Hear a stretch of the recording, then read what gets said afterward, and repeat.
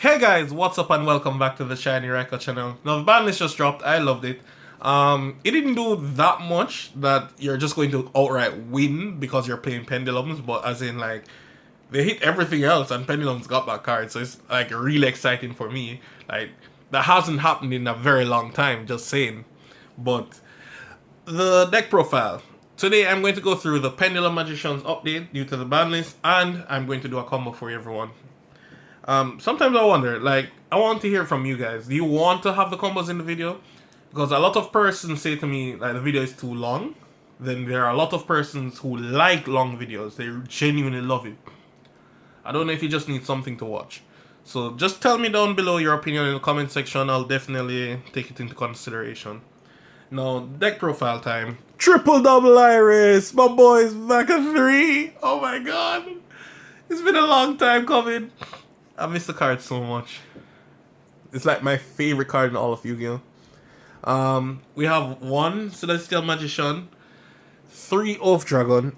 For anyone who hasn't seen the update, the reason why I would play 3 Oath now is just that genuinely, I always end up searching for the card. Why not just play 3 and have it in my hand? It's not the end of the world for drawing an extra copy. Like, it's not going to kill me. Plus, it's helpful when I'm going to chain block.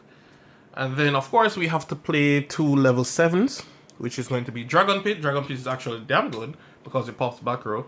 And Shanky is good. And you're going to need to play Shanky because, as usual, Alistair did not get touched.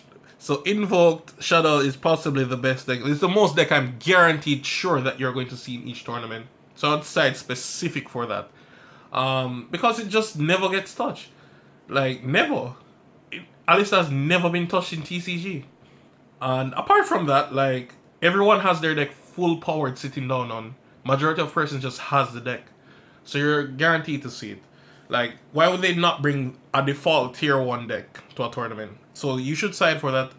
Shanky is extremely good in that matchup because he negates light monsters. You might even want to play 2 to double down. Moving on. We have triple Harmonizing Magician. Easily the best card in your deck, no debate. And because all of our Pendulum Magicians are required to be females, we'll send in the rest of the ladies. 1 White Wing, 1 Noble Dragon, and 1 Tuning Magician. Self-explanatory on all 3. And that's it for all the Magicians. For your Dragon Engine, because we're playing the Dark Worm combo, triple Revolution Dragon. The card is reprint. You guys should get it now. It's like affordable. Apart from that, we have 3 Dark Worm and 2 Gate Zeros. So there's a high potential chance that you draw into the combo because you're playing basically 6 copies of each card that you want to see. And for the last monster, it is Luster Pendulum. Luster Pendulum is actually really important and key combo to the deck. I'm actually going to show you guys a different version for Pendulums that is going to be a little more exciting and a little bit of how the deck used to play. So once I get the card, it's actually just like 1 card I need and it's completed. Last card, Gendo. I know a lot of persons don't know what the card does. While he's on the field, face-up attack position monsters cannot activate their effects. It's not that it negates them. They cannot activate it in the first place. So even if the monster is going to try to tribute itself as cost, like a Rescue Cat, can't activate. Now, the thing is with the card is that not only it's going to floodgate a lot of decks, it doesn't affect you that much. In terms of, if I have this on the field, I just leave everything in defense. Majority of my monsters can negate while in defense. And on top of it, while this card is in defense with a big 1800 booty, it cannot be targeted or destroyed by card effects. So your opponent has to attack it over. They can, of course, kaiju, but as in, they're going to waste a card to stare down at 3 negates. That's not nice. The card is extremely good. And it auto-wins a lot of matchups just by seeing it. Perfect example, Tri-Brigade. All of their monsters are going to be in attack position, and they have to attack it over. So, which Tri-Brigade is going to just punch this off, just on raw someone with their 1 Tenki, so they have to open Fractal, And if you find a card to interrupt the fractal from attacking you over, it's auto game. For Dragon Links, it's even more detrimental.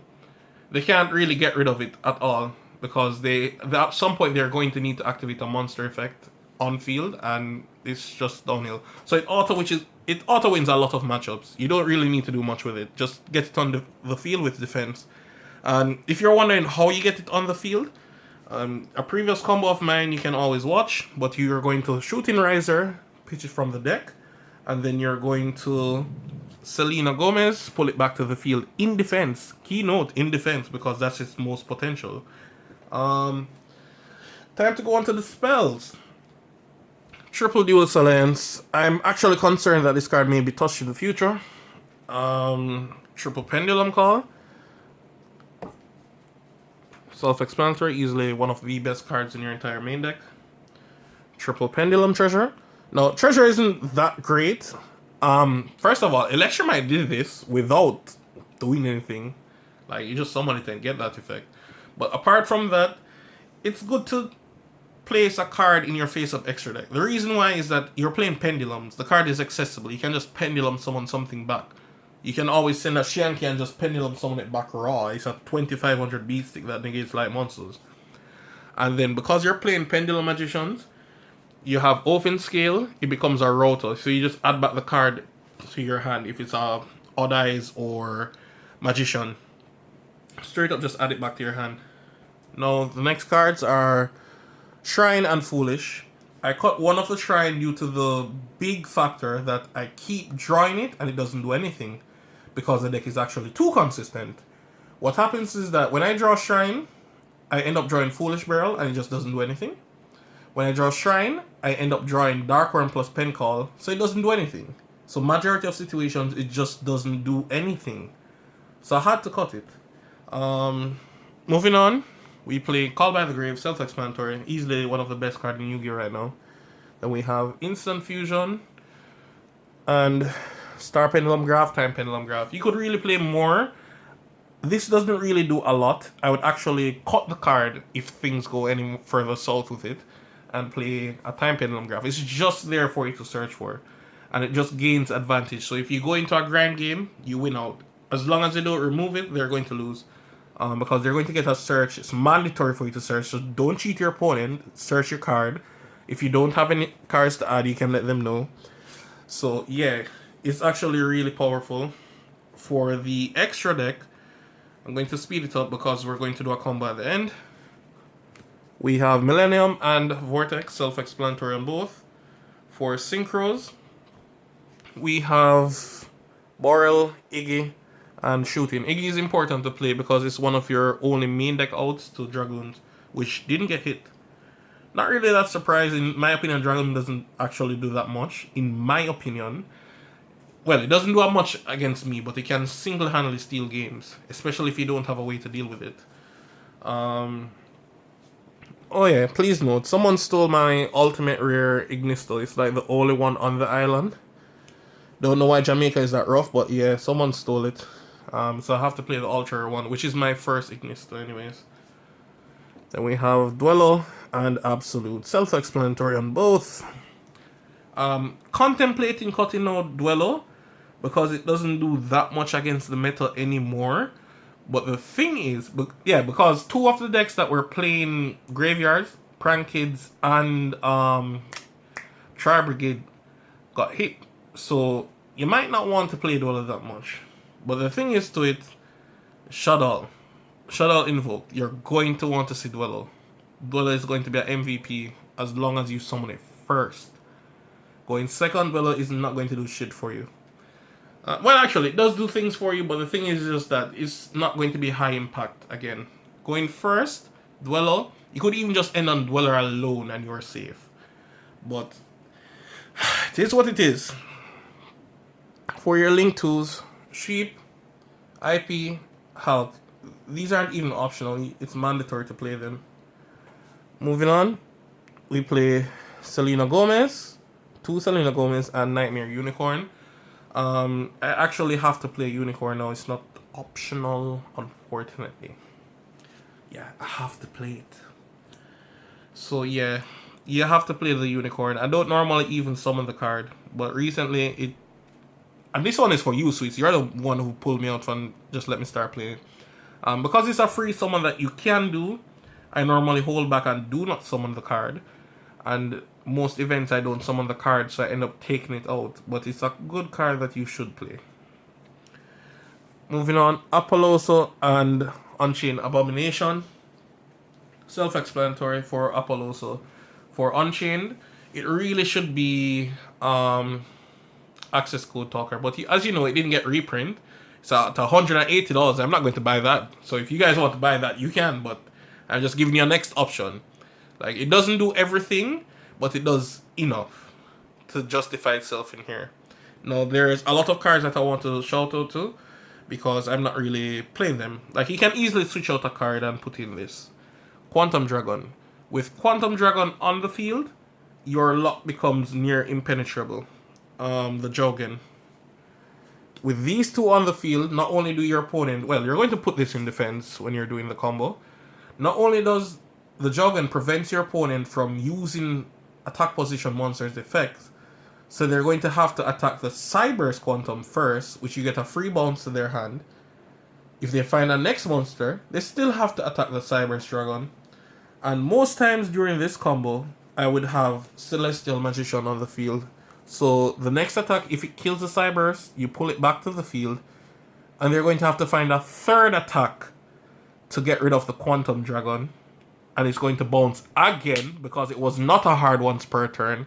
And a fourth attack to actually kill it for good. Then a fifth attack for this. Now, mark you, your opponent has to do all of this with attack position monsters. 5 attack position monsters without being able to use their effects. It's near impossible for...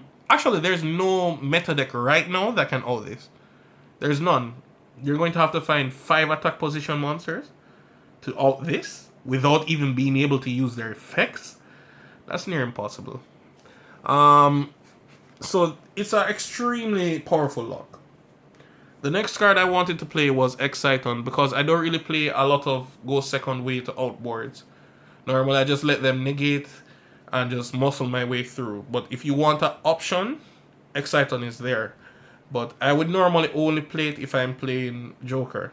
So because I'm not playing Joker right now, I'm not going to play Exciton. Because the best thing to do is pen call, throw away Dark Worm, pull back Dark Worm, normal summon your Joker.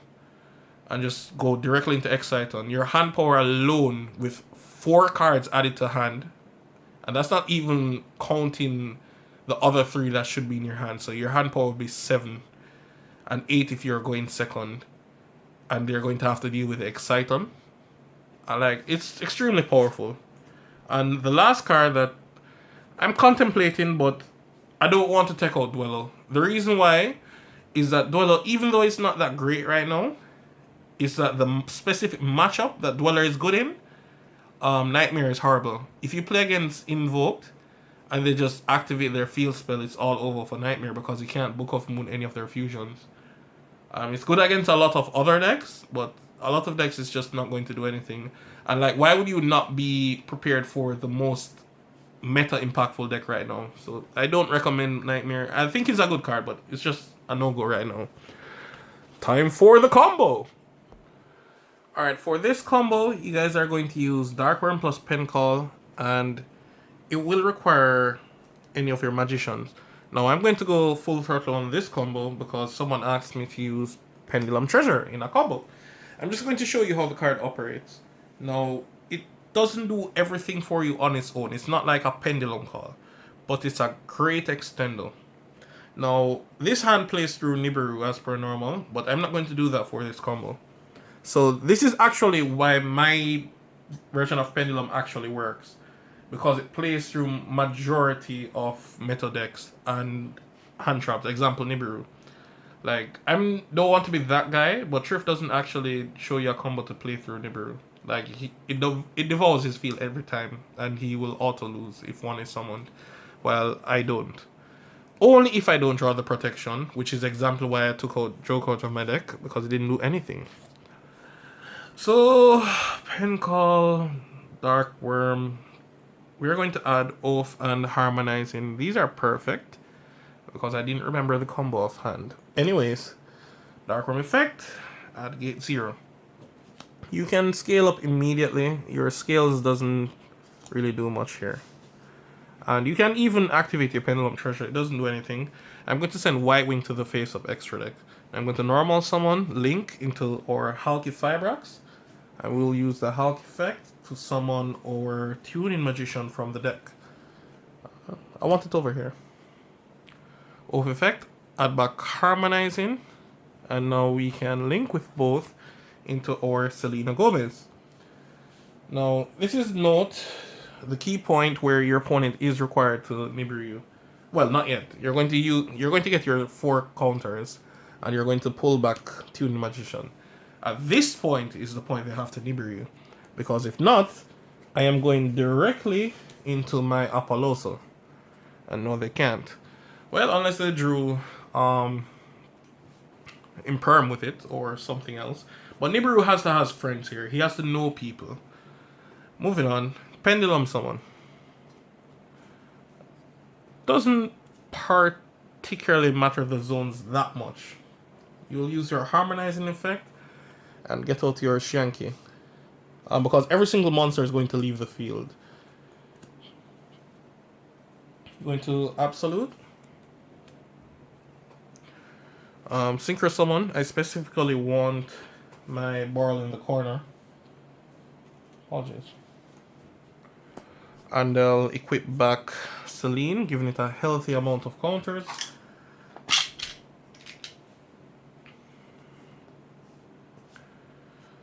And from there, you will link with both.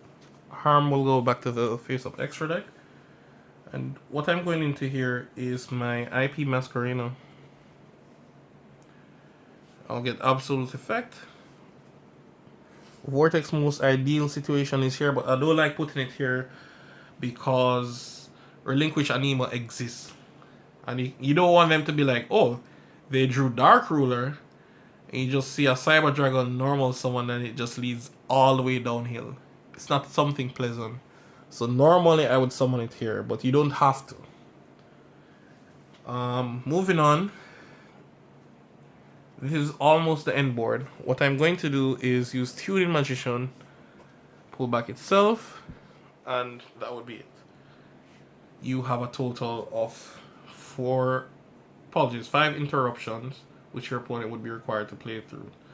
The Apollosa is 2 monster negates. Vortex is going to negate anything, along with the Boral Savage.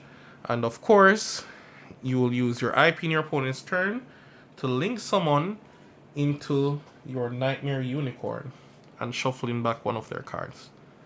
You didn't use your full hand, so you should be able to do this. And most times the combo is very lenient in the terms of Oath is there to add back a card, so sometimes you get back a card to add back just to throw away for the Unicorn. So it's a little bit nice. Now this combo is actually 5 interruptions. It should win you almost every time. There's no deck right now that can stop this. They have to draw something specifically for you to out the board. Example like Dark Ruler or such. Now, enough about this combo. I really wanted to show you guys other combos. I've had a next combo that I was waiting to post, so I'm going to put that one up after this one, just to show you guys that I'm actually interested in posting, because you guys complain about that. In my opinion, I don't think Pendulum is the best deck. I don't think it's going to be the best deck for a while. If Electromite was back, I wouldn't even worry about majority of these combos, because I could just freely stop Nibiru, no matter what they did. I've never gotten Nibiru while Electromite was legal. Never, not even once. In my opinion, the deck is still... I wouldn't say Pendulums is tier 1. I'm not going to lie to you like that. But I think it does stand a competitive chance. I'm not going to say you're going to win a tournament with the deck, but you have a fair chance at playing through. At even a local event you can win. I'm not going to say you're going to win a regional. I'm being very realistic with you. Pendulum is not the best deck. It's just the deck that we love the most. Technically, it is the best deck, but we love it. If you guys have any opinions or anything you guys want to say to me, feel free to leave it in the comment section down below. As you know, I always do my best to reply, despite having work almost every single day of my life. So that's it from me, guys. Rate, comment, subscribe, and I'm out. Have a great day. Peace.